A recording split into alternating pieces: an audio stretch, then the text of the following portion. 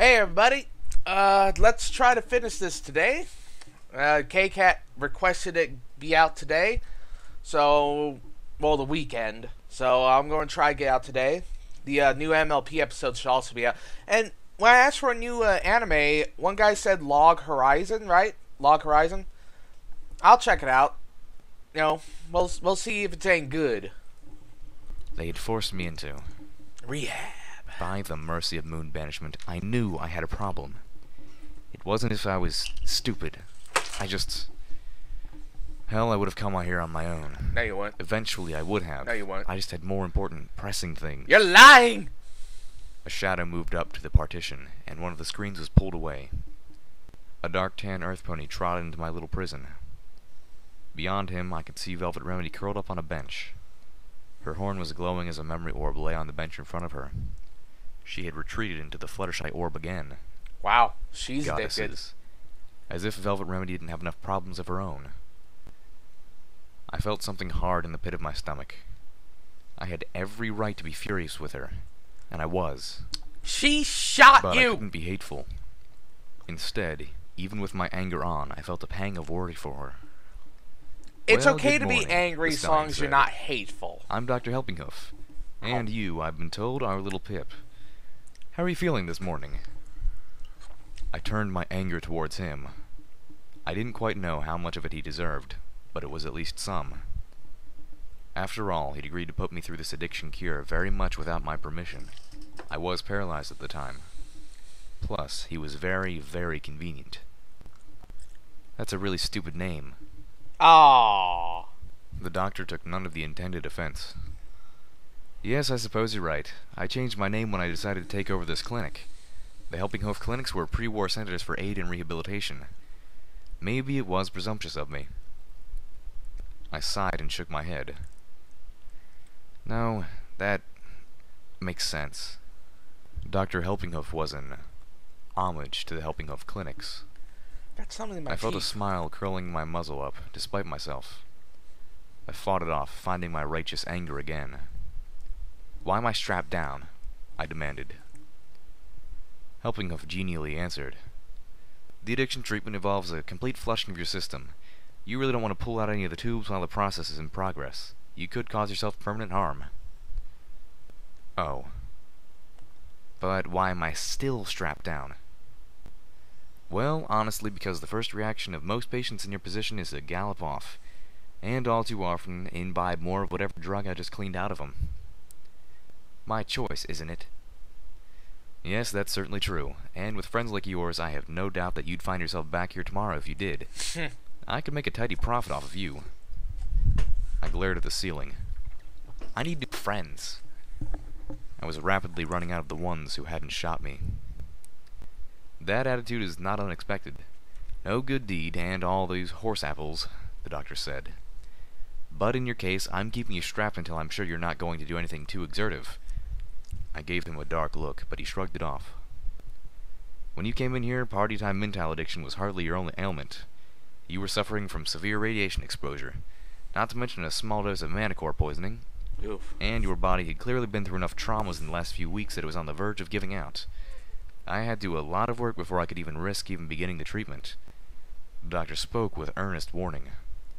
These procedures have left you in a weak and fragile state. You'll heal properly now, but you need to take it easy for the next few days at least. No strenuous activity. I remained quiet as that soaked in. How bad a shape had I been in? And if I was that messed up, how bad were the others? Pretty fucked up, kid. Doctor, my friends, they've been through as much as I have. Please, they need your help too. Helpinghoof nodded. I know, your unicorn friend already insisted. The Steel Ranger won't even let me take a look, but I've had both Calamity and Velvet Remedy on my table while you were in recovery. Of course, Steelhooves wouldn't want anyone realizing what he was. Will they be okay? Physically, yes, the doctor said. Although I suspect how well they heal emotionally will be more up to you than to me. Great, drop that load onto me too. Yeah. I wasn't even going to be mad at them.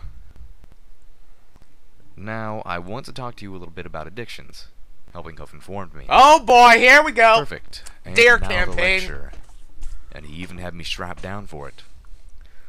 You should have noticed by now that your senses and thought processes seem clearer and cleaner. Which are good and Not which as are hyper-enhanced as bad. when you were on the drugs, but still a lot better than when you were off of them. Am I right? Grudgingly, I nodded. That's the nasty double edge of party time Mintals. They're a brain accelerator made from mystical plants native only to zebra lands and perhaps the ever-free forests. No matter how often you use them, they'll be always as effective as the first time.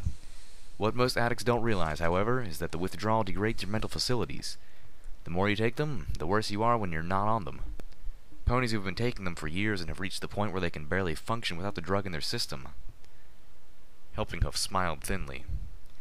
The enlightened state in which you find yourself now is actually the way you've always been, before you even got hooked on party time Mintals. What? I was like this before. But I felt so much more alert. Everything was so clear. It was so easy to think. Not hyper-fast like I could when I was on PTM, but still easy.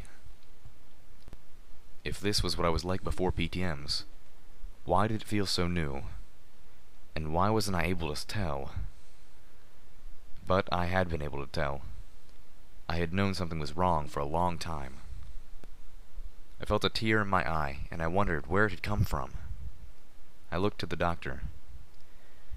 Now, I can give you advice, but I can't make you take it, the doctor continued. You absolutely need to stay away from party time Mintals. It won't be easy. Your body and brain might no longer crave or need them, but most drug addiction is as psychological as it is physical. So, I can't tell you this won't be difficult.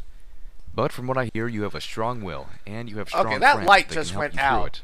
And it is fucking I annoying me. nodded slowly, not really wanting to hear this, but knowing I needed to. Now, like, And 1/3 I of my highly room recommend is staying away just from in normal darkness. Or for that matter, any other addictive substances. Buck, Rage, Dash, all of them. Party time Mintals is the most addictive drug out there, but many of the others aren't much better. And with your family history, you are more susceptible to addictions than most ponies. So my advice is just to stay away from them. Family history? I started to nod again, and suddenly stopped. Wait. What does my family have anything to do with this? Well, predisposition towards addiction can be hereditary, Helpinghoof informed me. Your friend Velvet Remedy told me about your mother. My mother? She had no right. She was an alcoholic, was she not? I ground my teeth, staring everywhere but at the doctor. He waited patiently until my spit and fury subsided enough to answer. Well, her cue mark was a glass of hard apple cider. What else was she going to do? Make beer. You do know that cutie marks don't control your destiny, right? I just looked away. I wasn't going to be roped into a discussion of my mother, even if they kept me tied down for days. Oh, crap. Monterey. How long had I been out? A week. I tried to look at the time on my pit-buck, but my foreleg was strapped down. And I remembered swiftly my pit-buck was dead anyway. Wait, what? When? Doctor, I said, What? trying not When to that sound happened? too anxious. Pip-Bucks How long can till Monterey die? Jack is executed? Please, Luna, give me the strength. The doctor blinked. The cheese shop owner? That was 2 hours ago. I felt a weight the size of a flower pot drop in my stomach, followed by an anvil. Why, did you know him? I had failed. Velvet Remedy was the first to visit me, fresh from Fluttershy Land. She spoke cautiously, trotting on eggshells. As she did so, her horn glowed as she removed the Oh, is straps holding Pip-Buck me just down, off one at a and not time. actually dead? Like, I resisted the urge to go for her throat. No strenuous activity, the doctor had said. I don't expect you to forgive me, Velvet was saying. Good, I interrupted harshly, because I don't. She winced at my words, but obstinately continued. Or that things will be right between us, but I expect you to understand why. And to understand why I had to do it now. Why you felt you had to do it now, you mean, I spat. And against my will. You wouldn't have gotten the help you needed on your own. This might be the only place in the whole equestrian wasteland that can help you. I'm out. And you were about to throw it away. I had already realized I had a problem, I retorted. You weren't I was doing going to anything ask for about help. it. Oh? Velvet Remedy asked, trapped somewhere between shock and disbelief. When? After we crashed. I realized it then, and I was probably going to ask for help after I'd had some sleep. Convenient. She turned away from me. I didn't need to see her face to tell she was hiding tears. I could hear them in the tremble of her breath, see it in the shudder of her breast. I wanted to tear her to pieces with my teeth. And yet, at the same time, I couldn't bear to see her hurt. And I knew that if I talked to her any more, I'd just hurt her more. Maybe she deserved it, but I didn't want to inflict more wounds. Velvet... It sounds like the doctor didn't know that they shot her and brought her in here. Like, knocked her out. Because he said Manticore venom, but he didn't mention any tranquilizers. And I think the tranquilizer is Manticore venom, right? Yeah, it is. I believe so. He had no idea Velvet shot Little Pip with her own... I can't get over that. Like, damn. That is cold. I like it. I like that cold-bloodedness. It's fun. You need to not be here. Still, like, that's she wiped a hoof across Velvet. her face That's before looking at fucked me. up. Her eyes were red and puffy, but she didn't let me see the actual tears. Because of what you did, Monterey Jack's children are without a guardian and will soon be without a home, I said sternly, staring at her. To her merit, she stood and took it. I had asked the doctor what would become of them. I had been right that Ten Pony Tower has nothing like an orphanage. I recalled the doctor's words. Ten Pony Tower is a meritocracy, according to Helpinghoof, not a socialist commune. Those who have not earned their right to be here, and who cannot afford the privilege to be here, have no place. The Colts and Fillies would be kicked out of the tower at the end of the month. So you have to help me fix it. Send Steelhooves in here. I need to talk to him. And have him bring my saddlebags and utility barding. I need to get my pitbuck running so I can send Blackwing's Talons a message. I'm calling in the favor they owe us. I'm going to have them take the children to Shattered Hoof. I frowned.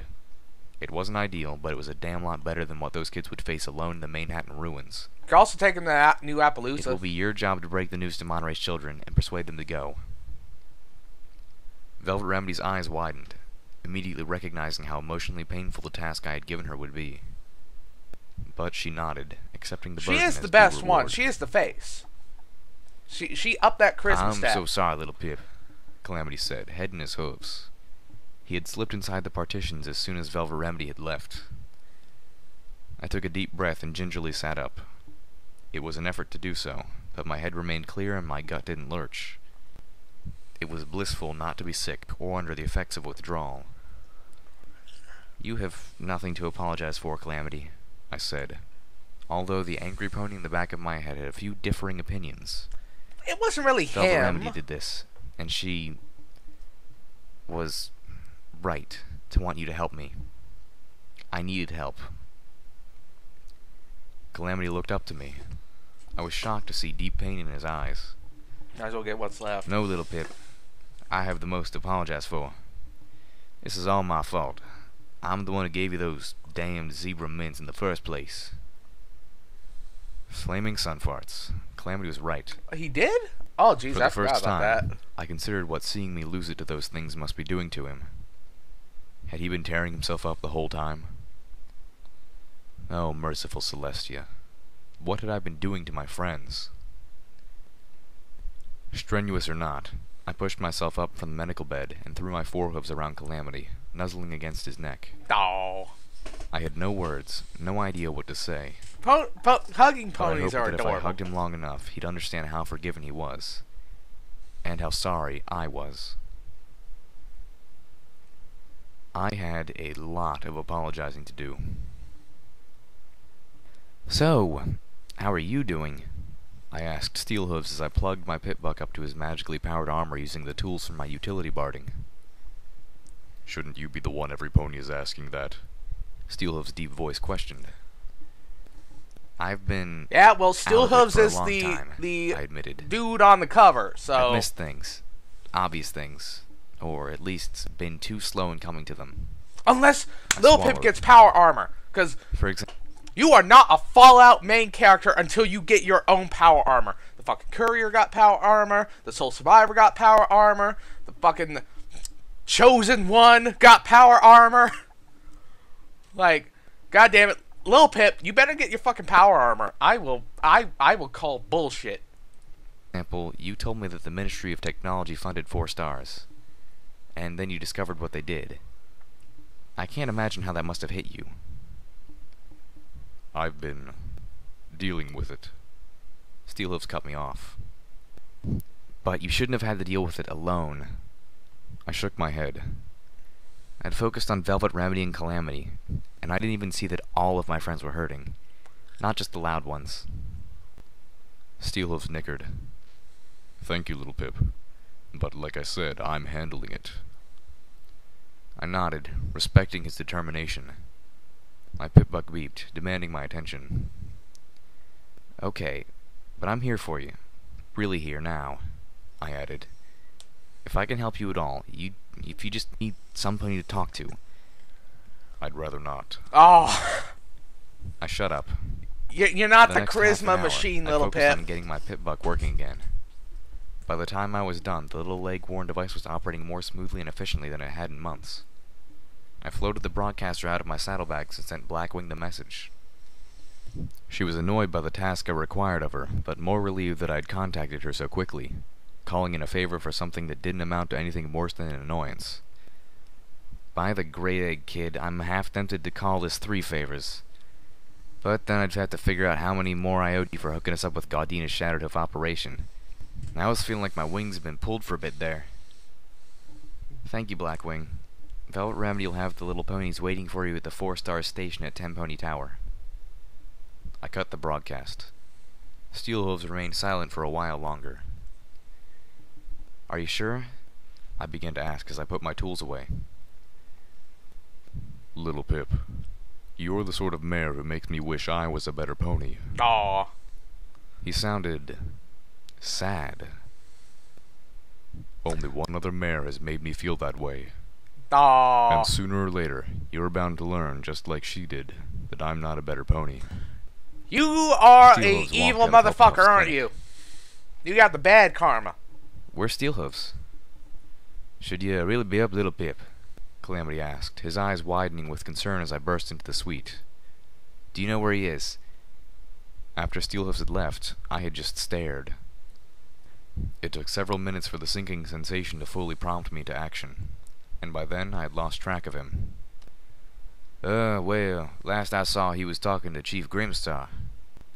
No. I turned and galloped for the elevator. It took me too long. Way too long to find the door to the basement. I pushed myself beyond the point where I should have collapsed, racing an invisible clock. When I found the door, my state of alarm intensified. It should have been locked. Instead, the door hung slightly open. I dashed inside, then stopped, leaning against a cold concrete wall, fighting loss of breath. The basement was a cluttered maze. The walls down here were too thick for my eyes forward sparkle to detect ponies, friend or foe, beyond the room I was in. I was forced to search by sight alone. Finally, in the back room, I found a She heavy brought set her of guns. doors under an ancient warning sign whose paint was peeling. Emergency shelter. Authorized unicorns only. Like the door to the basement, these doors were open. My Pip-Buck lit up. Emergency shelter. Authorized unicorns only. I'm running out of hateful things to say about the ministries. 10 Point Tower was one of the ministry buildings, right? Or was that one of the different... There are so many locations. It's just like an actual Fallout game. Only I don't have the Pip-Boy to get the names right. At least you actually make it at least you actually make it feel like an actual Fallout world. Okay, Cat. I mean, God, this must have taken you forever to write. One friendly pony. Getting all the stuff together. Steelhooves? I turned on the lead of my pip-buck and saw the Steel Ranger standing in the gloom, facing another large door made of thick steel, inset with a tiny window of armored glass. There was a control panel inches from his raised right hoof. "Steel hooves!" I called out, panting, a burning stitch in my sides. "Don't do it!" The Steel Ranger lowered his armored hoof and turned to look at me. "Don't do what?" he asked, so casually I wanted to scream. "Don't let them in." The Steel Ranger cocked his head. "Oh, don't worry, little Pip. No ponies getting in through this door. I've made sure it can't be used ever again." "What? Oh, thank the goddesses." I collapsed on the cold stone floor, feeling like I would never be able to stand again. But it was okay. All of my fears had been in my head. Steelhooves trotted up to me. "Did you really think I'd let in the zombie ponies? That I'd allow all the innocent ponies of Ten Pony Tower to perish? You really don't know me at all, do you?" Well, you didn't help by... He trotted past me, leaving me there. "No," I admitted, feeling utterly ashamed as well as beyond exhausted. "No, I didn't know Steelhooves. And maybe it was time that I stopped thinking ill of my friends. Start trusting them more. They really are good ponies. And they really are trying to help." My thoughts were interrupted by a thud. Chief Grimstar's face appeared on the other side of the window. Flesh had been torn from the side of his head. I could see him staring with desperation and horror, pounding on the other side of the door. Then, the zombie ponies fell on him once again, pulling him away from the window as they tore him into pieces, eating him alive. Well, that went down.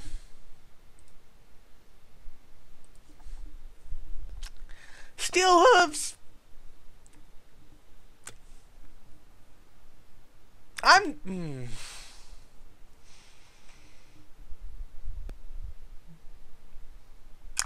I'm not against what Steel Hooves did, because, again, it's something I would fucking do if I had a suit of power armor and a door with hundreds of zombies on the other side. And in the Fallout universe. But that's fucking cold, Steel Hooves. And goddamn, that light is annoying me. It has gone out. But Jesus fuck. That's damn.